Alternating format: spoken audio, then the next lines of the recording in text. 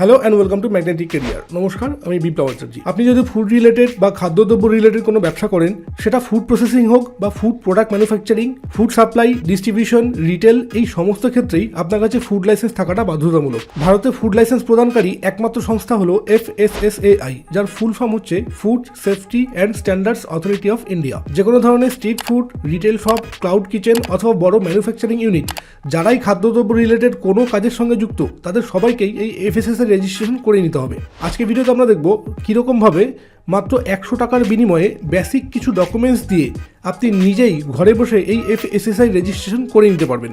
বর্তমানে 2025 সাল থেকে FSSAI রেজিস্ট্রেশনের ক্ষেত্রে বেশ কিছু পরিবর্তন এসেছে। এখন চাইলে আপনি তৎকাল রেজিস্ট্রেশনও করতে পারেন, যার ফলে আপনার FSSAI রেজিস্ট্রেশন ইনস্ট্যান্টলি হয়ে যাবে। নর্মাল অ্যাপ্লিকেশনের ক্ষেত্রে FSSAI রেজিস্ট্রেশন নাম্বার পেতে যেখানে আপনার 15 থেকে 30 দিনের মতো সময় লাগে, তৎকাল রেজিস্ট্রেশনে সেটা ইনস্ট্যান্টই হয়ে যায়। তবে তৎকাল রেজিস্ট্রেশনের ক্ষেত্রে বেশ কিছু রেস্ট্রিকশনও রয়েছে। আজকের এই ভিডিওটি দেখার পর আপনি যদি নিজেই আপনার FSSAI রেজিস্ট্রেশন করে নিতে পারেন, তাহলে খুবই ভালো, আমাদের এই ভিডিও বানানো সার্থক হবে। আর যদি ইনকেস আপনি না পারেন করতে, তাহলে আপনি চাইলে আমাদের সাথে যোগাযোগ করতে পারেন স্ক্রিনে দেওয়া এই নাম্বারে। চলুন ভিডিও শুরু করা যাক।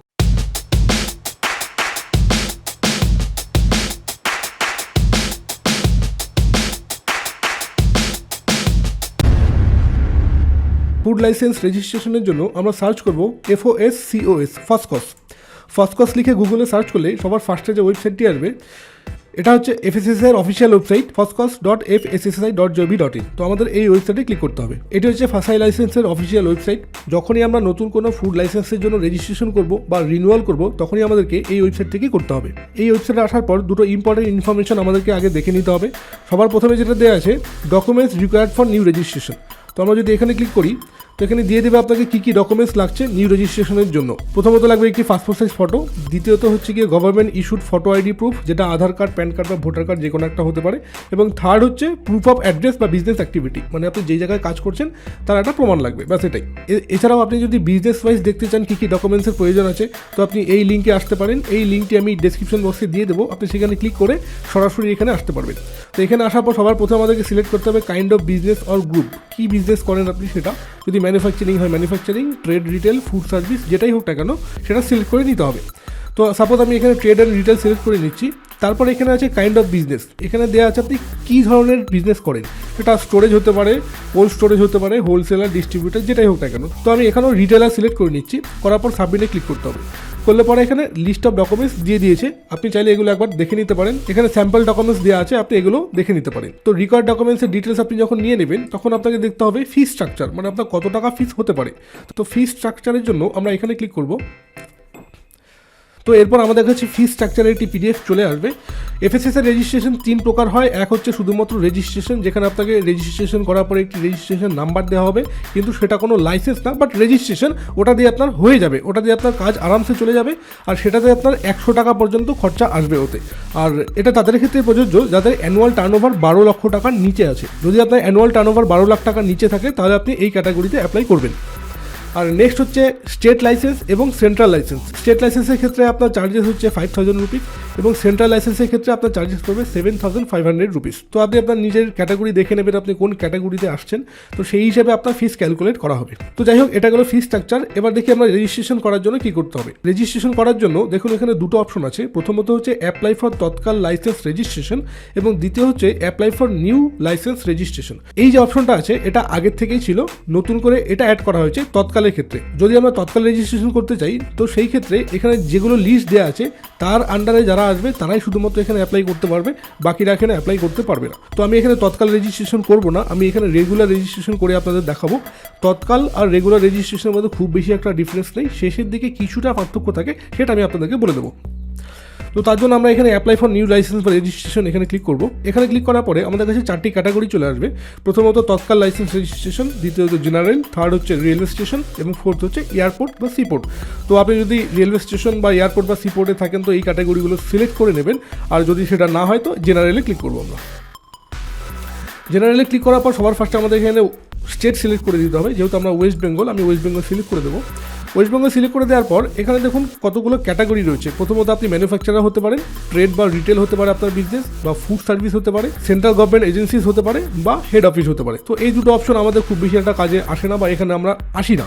তো মেইনলি আমাদের যেটা প্রয়োজন পড়বে হতে পারে আপনি ম্যানুফ্যাকচারার, যদি আপনি কোনো ফুড ম্যানুফ্যাকচার করেন তো এই ম্যানুফ্যাকচারে আসবেন। আসার পরে এখানে আপনাকে ক্যাটাগরি দেখে নিতে হবে, যেই ক্যাটাগরিটা আপনার জন্য একদম প্রপারলি অ্যাপ্রোপ্রিয়েট হবে আপনাকে সেটাই সিলেক্ট করতে হবে। ম্যানুফ্যাকচারিংয়ের পরে নেক্সট ক্যাটাগরি আছে ট্রেড রিটেল। ট্রেড রিটেলের ক্ষেত্রে দেখুন এখানে স্টোরেজ বা হোলসেলার, ডিস্ট্রিবিউটার, রিটেলার বা ডাইরেক্ট সেলার, ইম্পোর্টার, যারা ই কমার্স সেল করে তারা, ট্রেড মার্চেন্ট, তাদেরকে এই ক্যাটাগরিতে অ্যাপ্লাই করতে হবে।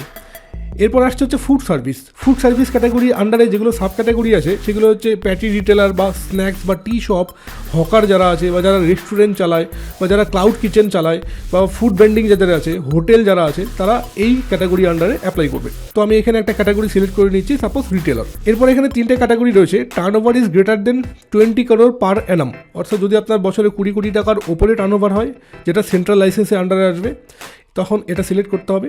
আর যদি সেটা আপনার 20 কোটির নিচে হয়, সেটা স্টেট লাইসেন্সের আন্ডারে আসবে, তখন এটা সিলেক্ট করতে হবে। 20 কোটির নিচে কিন্তু 12 লাখের ওপরে, সেই ক্ষেত্রে আপনি স্টেট লাইসেন্সের জন্য অ্যাপ্লাই করবেন। আর যদি আপনার টার্নওভার 12 লাখ টাকা নিচে হয় তো তখন এই অপশনটা সিলেক্ট করতে হবে। সিলেক্ট করার পর নিচের দিকে আসবো এবং আসার পরে প্রসেসে ক্লিক করতে হবে। তো এরপরে পেজে আমাদেরকে দেখাচ্ছে you are eligible for registration. তো আমরা এখন রেজিস্ট্রেশনে ক্লিক করব। রেজিস্ট্রেশনে ক্লিক করার পর এটি হচ্ছে রেজিস্ট্রেশন পেজ। এখানে আপনাকে লিখতে হবে নেম অফ অ্যাপ্লিকেন্ট অথবা কোম্পানি। যদি আপনি অ্যাজ এ অ্যাপ্লিকেন্ট অ্যাপ্লাই করেন তো আপনার নাম এখানে লিখবেন, আর যদি আপনি অ্যাজ এ কোম্পানি অ্যাপ্লাই করেন তো এখানে কোম্পানির নাম লিখতে হবে। তো আমি এখানে অ্যাজ এ অ্যাপ্লিকেন্ট অ্যাপ্লাই করবো, আমি আমার নামই দিয়ে দিচ্ছি। এরপর আমাদের এখানে ডেজিগনেশন সিলেক্ট করতে হবে, সেটা ইন্ডিভিজুয়াল, পার্টনার, প্রোপাইটার যেটাই হোক না কেন। তো আমার ক্ষেত্রে এটা ইন্ডিভিজুয়াল, বেশিরভাগ ক্ষেত্রে ইন্ডিভিজুয়ালই হবে, তো সেটা সিলেক্ট করে নেবেন। তারপরে এখানে প্যান কার্ড নাম্বার এবং আধার কার্ড নাম্বার এই দুটো দিয়ে ভেরিফাই করে নিতে হবে। প্যান কার্ড নাম্বার এন্ট্রি করার সাথে সাথে একটি পপ আপ চলে আসবে, সেখানে প্যান কার্ড হোল্ডারের নেম, ডেট অফ বার্থ এগুলো এন্ট্রি করে দিতে হবে, যেটা অটোমেটিক্যালি ভেরিফাই হয়ে যাবে। এরপর আমরা সাবমিটে ক্লিক করব। এই এখানে দেখাচ্ছে pan card details has been verify. তো আমার প্যান কার্ড ডিটেলস এখানে ভেরিফিকেশন কমপ্লিট হয়ে গেছে। সিমিলারলি আমাদেরকে আধার কার্ড এন্ট্রি করে দিতে হবে। আধার কার্ড নাম্বার দিয়ে দেওয়া হয়ে গেলে আমরা স্ক্রল করে নিচে চলে আসবো এবং এখানে আমাদেরকে address of premises where food business is located. তো আমাদেরকে সেই অ্যাড্রেসটা দিতে হবে যেখানে আমাদের বিজনেসটা রানিং আছে বা যেখানে আমরা বিজনেস করব। তো সেই বিজনেস অ্যাড্রেস আমাদের এখানে এন্ট্রি করে দিতে হবে। তারপর এখানে ডিস্ট্রিক্ট সিলেক্ট করতে হবে। ডিস্ট্রিক্ট সিলেক্ট করার পর সাবডিভিশনের পরে ভিলেজ, এরপরে পিনকোড দিয়ে নিয়ারেস্ট ল্যান্ডমার্ক আমাদের দিয়ে দিতে হবে। তো এই ডিটেলসগুলো আমি ফিল আপ করে নিচ্ছি, এগুলো আপনি আপনার মতন করে ফিল আপ করে নেবেন। বিজনেস অ্যাড্রেস এন্ট্রি করে দেওয়ার পর আমাদেরকে এখানে করেসপন্ডেন্স অ্যাড্রেসটাও এন্ট্রি করে দিতে হবে। যদি আপনার বিজনেস অ্যাড্রেস এবং কমিউনিকেশন অ্যাড্রেস দুটো ডিফারেন্ট হয় তো আপনি এখানে সেই অ্যাড্রেসটি এন্ট্রি করে দেবেন, আর যদি সেম হয় তাহলে সিম্পলি এখানে ইয়েসে ক্লিক করলে পরেই সেই অ্যাড্রেসটি এখানে কপি হয়ে যাবে। অ্যাড্রেস এন্ট্রি করে দেওয়ার পর আমাদেরকে এখানে কন্ট্যাক্ট নাম্বার এবং ইমেল আইডি এবং কন্ট্যাক্ট পারসন এই ডিটেলসগুলো ফিল আপ করে দিতে হবে। এরপর অপশন হচ্ছে number of years you want to apply for. তো আমরা এখান থেকে সিলেক্ট করবো আমরা কত বছরের জন্য অ্যাপ্লাই করতে যাচ্ছি।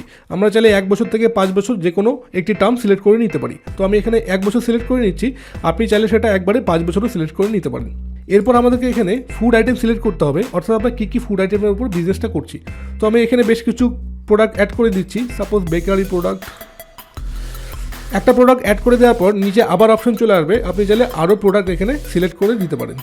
তো আমি এখানে বেকারি প্রোডাক্ট এবং কনফেকশনারি এই দুটো প্রোডাক্ট এখানে অ্যাড করে দিয়েছি। আপনার ক্ষেত্রে যদি ডিফারেন্স আরও কিছু প্রোডাক্ট হয় আপনি সেগুলো এখানে অ্যাড করে দেবেন।